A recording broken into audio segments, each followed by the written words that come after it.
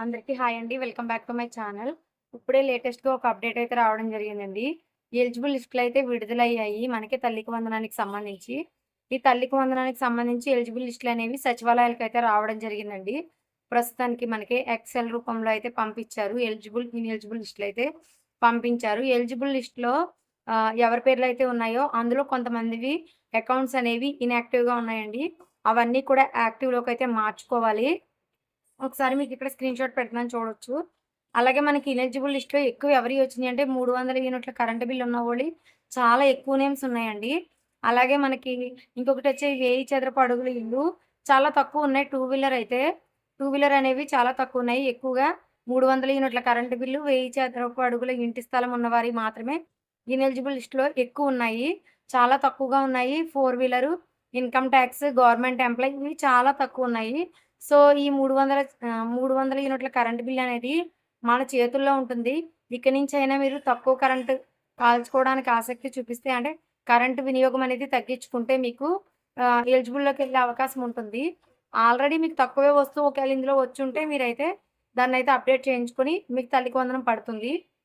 లేదు. మీకు current bill ఎక్కువే వస్తుంది అంటే మాత్రం అసాధ్యమండి పడడం అనేది. సో, చూసారు కదా! ఇప్పుడైతే మనకి ఇంటర్ ఫస్ట్ ఇయర్ వాళ్ళకి, ఒకటో తరగతి వాళ్ళకైతే రేపు విడుదల చేసే తల్లికి వందనం డబ్బులనేవి పడవు. ఆహ్, అవి వాళ్ళందరికీ కూడా ఆగస్టు 30 తరువాతే పడే అవకాశం ఉంది. సో, ఎవరికైతే రేపు పడుతుందంటే మనకి రెండో తరగతి నుంచి 10థ్ క్లాస్ ప్రస్తుతం 10థ్ క్లాస్ చదువుతున్న విద్యార్థుల వరకు పడిపోతుంది. అలాగే ఇంటర్ సెకండ్ ఇయర్‌లో ఉన్న విద్యార్థులకు పడుతుంది.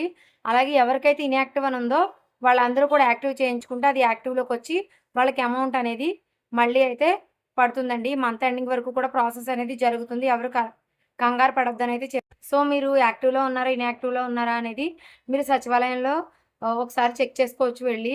లేదా మీ ఫోన్‌లోనే మనమిత్ర యాప్ ద్వారా కూడా మీరైతే చెక్ చేసుకోవచ్చండి. ఇంకా యాప్‌లోకొచ్చిందా లేదా అనేదైతే సర్వర్ ఇంకా చూపించట్లేదు ప్రస్తుతానికి. సో, రాగానే నేనైతే మీకు వీడియో చేసి పెడతాను.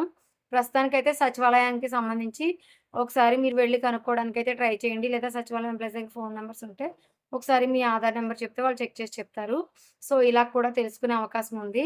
లేదా సచివాలయంలో అయితే అవి ఆల్రెడీ మార్నింగ్ అయితే పిన్ చేసి ఉంచుతారు.